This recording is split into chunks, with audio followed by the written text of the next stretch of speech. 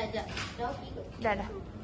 Assalamualaikum dan selamat pagi semua. Hari ini kami daripada kumpulan kedua akan buat simulasi meeting kepanasan. Yang panas. Oh, maaf. Kita mulakan dengan Saya sebagai pengusaha tadika. saya sebagai cikgu tadika. Saya ibu bapa kanak-kanak normal. Saya Puan Lisa sebagai ibu bapa kanak-kanak berkebutuhan khas. Saya pakar psikologi kanak-kanak.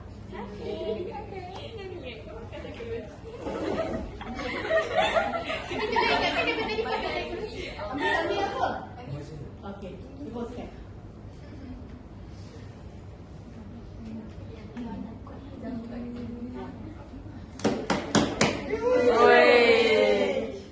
Perempuan, saya harap perempuan dapat tenang. Kuat sikit. Perempuan, saya harap perempuan dapat tenang. Saya faham kehadiran ramai ini sebab memo yang saya hantar, memo penutupan outdoor zone. Saya sebagai pengusaha tadika, saya pun kena fikir macam-macam. Ada kos nak bayar potong rumput, baiki pagar. Baiki pagar. Minggu lepas baru Buat ada. sendiri je lah. Minggu lepas baru ada kereta cikgu yang salah sebab parking tepi jalan. Itu masalah kami, cik. Cikgu naik dengan awam aja. Alternatif yang paling efisien saya boleh fikir sekarang ni adalah dengan tutup zon tu gantikan dengan parking cikgu. Maaf Encik Azlan, saya perlu jujur. Betul apa yang Encik Azlan katakan. Memanglah kami komplain pasal parking.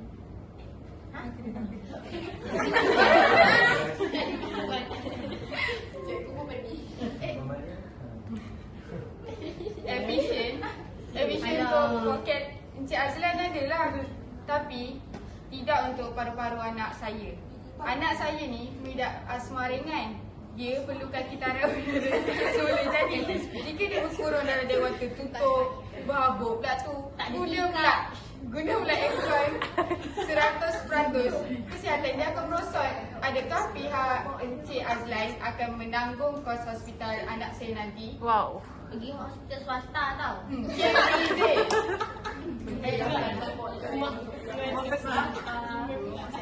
Saya perlu jujur lah. Okay. Memang betul apa yang Encik kata kan. Tapi memang akan komplain pasal parking. Tapi kalau kena mengajar dalam dewan sepanjang hari, jujur saya cakap, saya rasa nak cabut dah tekak ni. Cabut tekak Encik Azlan. Cabut tekak.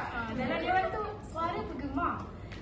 Apa ni, budak-budak bila dengar bunyi bising, mereka jadi makin hyper. Alhasil saya seorang, mereka 20 orang. Memanglah tak dengar. Akhirnya nanti kami ni bukan mengajar tapi jadi polis trafik. Dah buat dua kerja Encik Azlan. Bukan Encik Azlan nak mengajar pun.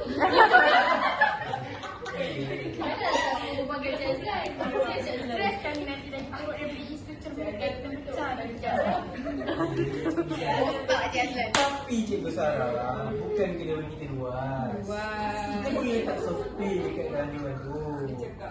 Lagi selamat, tak ada risiko kena gigit serangga, Pasti risiko ke? jatuh jalan tak. Encik Azlan, keselamatan fizikal ni bukanlah segala-galanya. Kita perlu fikir tentang keselamatan psikologi. Kanak-kanak memerlukan disiplin. Disiplin ni permainan yang lasak, iaitu dekat luar bilik darjah. Tahu tak tu Encik Azlan?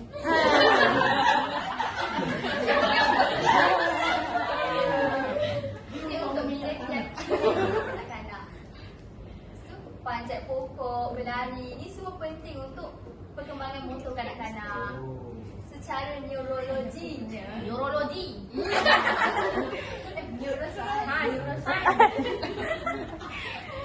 Perendahan kepada spektrum cahaya matahari. Pagi ni penting untuk kitaran tidur kanak-kanak.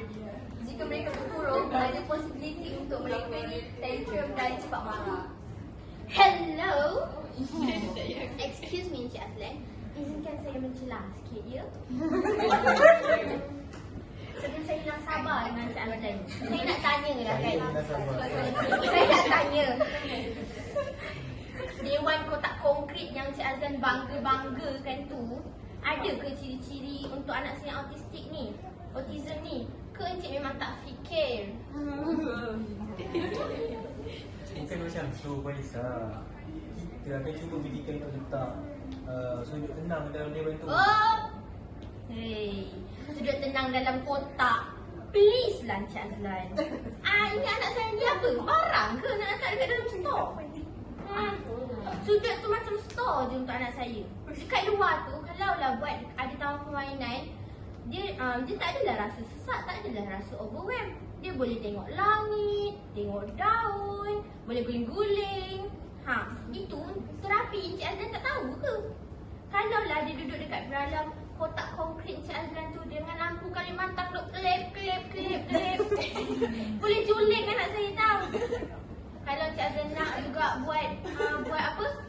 Dewan tu, saya akan suarakan dekat Persatuan Ibu Bapa Peringkat Daerah. Wah. Saya viralkan sekali dalam grup mak. Wah.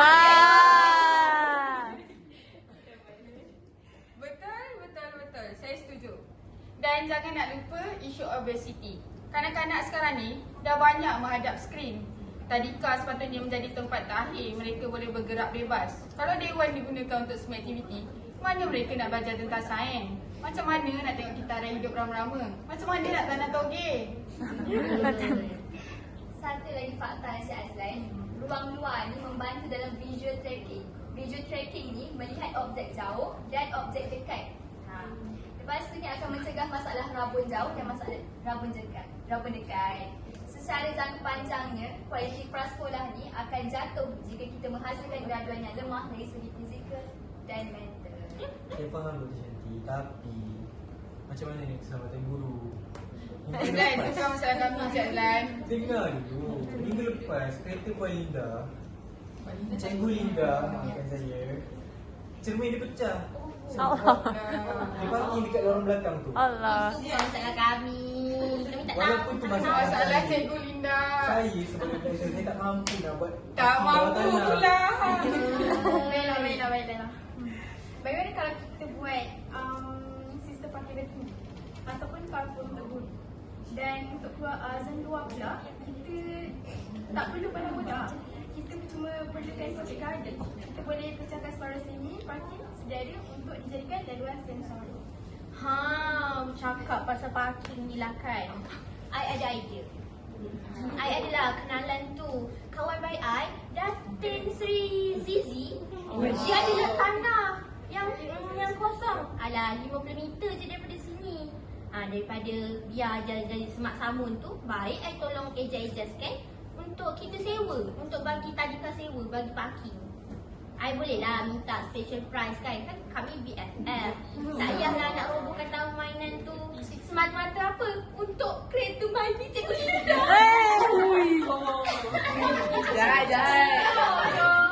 Dan kami ibu bapa sanggup bayar iuran pembangunan tambahan RM10 sebulan jika duit itu digunakan untuk pengawal keselamatan tambahan bagi memantau kawasan luar dan taman permainan. Catat RM10 sebulan dari 100 murid. Jadi 1,000 100. Ya. 10 darab 100 berapa? 1,000. 1,000. Cukup nak tampung penyelenggaraan tambahan. Jadi kalau Puan Lisa boleh bantu sewa lot sebelah, jadi masalah parking dah settle. Boleh je, tak ada hal lah. Saya kau tim baik Kita punya. kita buat bayar dia beza. Jangan buat bayar bulan-bulan pula. Bulan-bulan kereta tu jangan.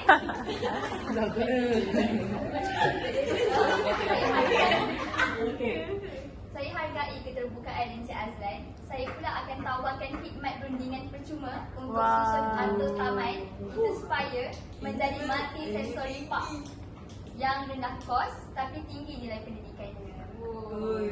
Senang itu Encik Azlan. Saya tersentuh sangat dengan Dr. Shanti, Puan Lisa, Cikgu Sarah. Jadi saya akan cuba untuk laksanakan segalanya. Jadi kalau betul lah apa yang saya dah catat, Dr. Shanti akan bagi rundingan, Puan Lisa akan memberi saya untuk menyewa lot sebelah. Betul. Puan Maria nak buat apa tadi? Kabur penyelenggaraan hijau. Boleh tulis. Jauh tu penting. Jadi jadual program kita akan diuruskan oleh. Jadi sebulat suara. Alhamdulillah. Alhamdulillah. Tenang. Dah boleh pergi minum air latte dengan puan Wala. Puasa. Buka nanti buka. Okey. Eh.